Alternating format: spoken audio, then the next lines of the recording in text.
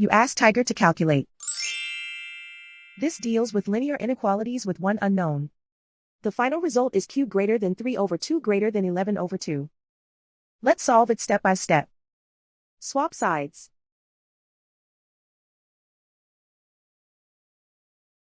Isolate the q. Divide both sides by -10. Whenever you multiply or divide by a negative, reverse the inequality sign.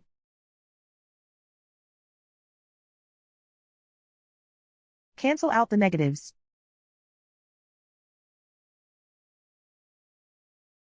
Simplify the fraction.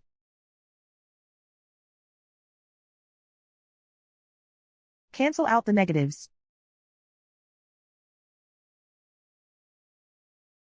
Find the greatest common factor of the numerator and denominator.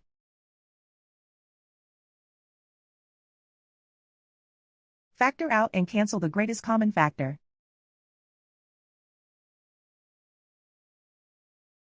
Plot the solution on a coordinate grid.